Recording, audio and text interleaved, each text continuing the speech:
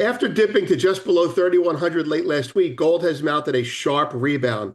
As of Tuesday evening, Wednesday morning, it was trading back at 3,300, reclaiming the same level where it ended in April. There's a reason for the recovery, as cataloged here days prior. Welcome to the Morning Markets and Metals with Vince Lanci, where each morning Vince brings you the financial and precious metals news to get you ready for your day. And now, here's Vince. Good morning, everyone. I'm Vince Lanci, and it's 8:54. We're having some technical difficulties on the recording side.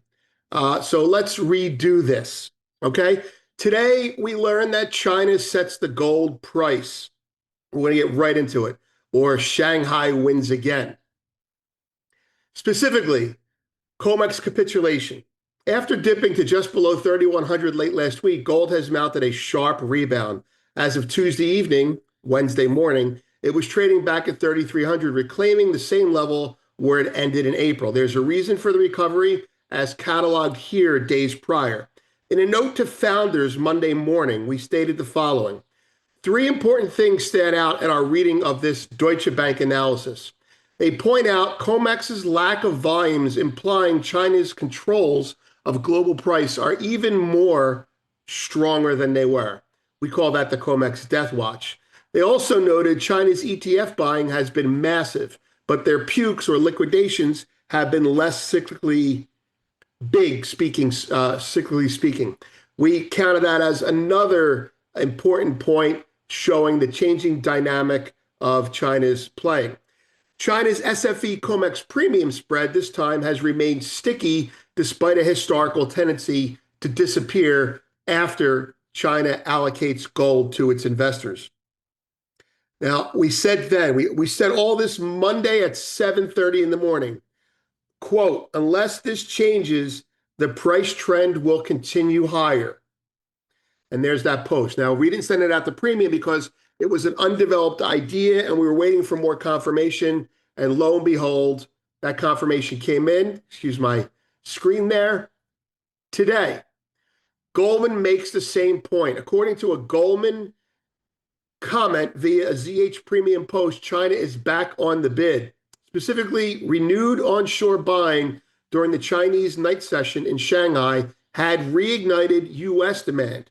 Open interest has jumped up 3% for gold and 4% for silver, driven by the Shanghai COMEX spread narrowing towards the Shanghai price.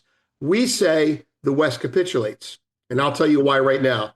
If this is the price in China and this is the price in the U.S., for the last 10 years, it's been like this. This is the price.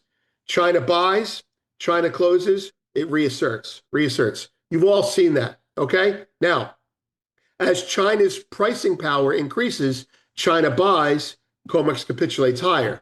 So for the last 5 years, it's been China buys, it reasserts the COMEX, but a little bit higher level. So buy 10 years ago, buy 5 years ago, buy China price. So you're witnessing the gold revaluation. You're witnessing the actual reset.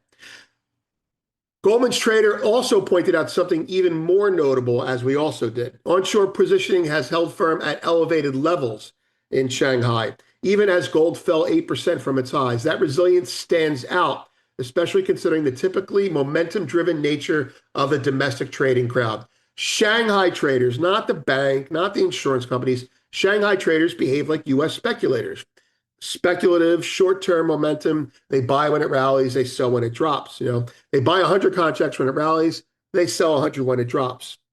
However, they've been buying 100 contracts and selling 50 contracts recently. So their buying has become sticky. We feel we know why that is happening, and that's going to come at another time. But just a little bit of comment here. This is how you break an exchange's franchise holding on pricing, by making the market resolve differences at your price.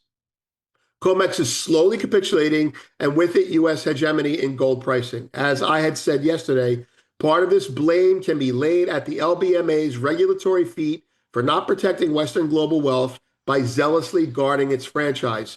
Gold is money, and the West has much less of it now. Coming soon in premium, we have a couple stories we're working on. Last night, Shanghai fund traders returned, as we just mentioned. We're going to go into that into more detail in a premium post.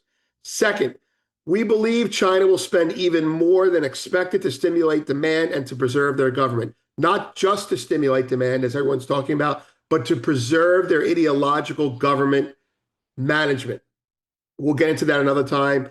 That is, I think, very significant, and it's tied to some work that we read by T.S. Lombard. Third, why Donald Trump is unlikely to succeed in cutting government spending, what his real choices are, and its outcome.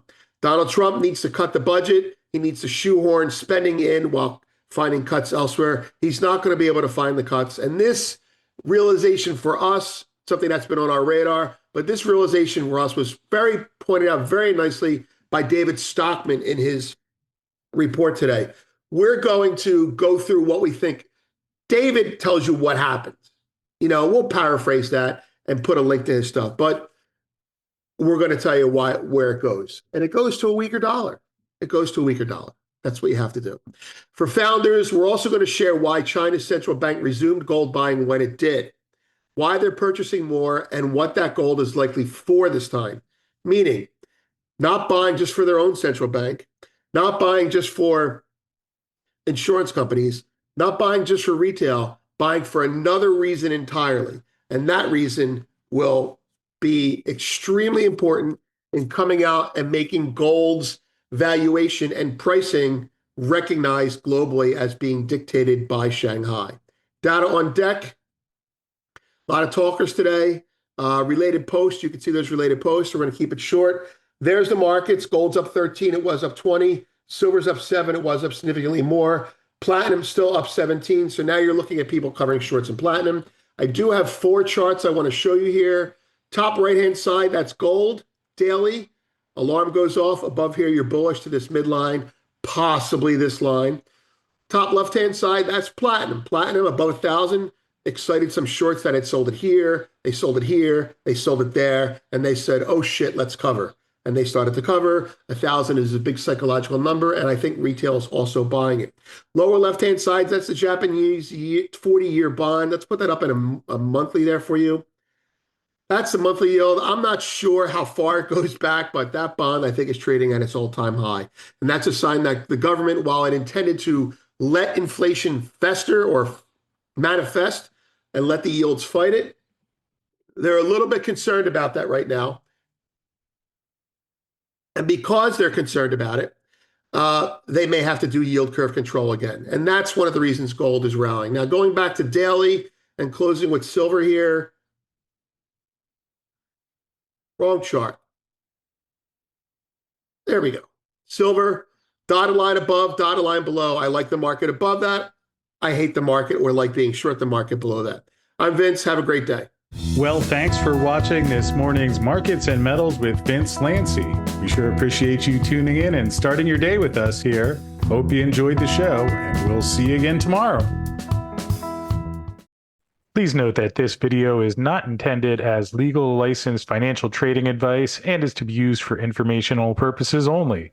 Please contact your financial advisor before making any decisions, and thanks for watching.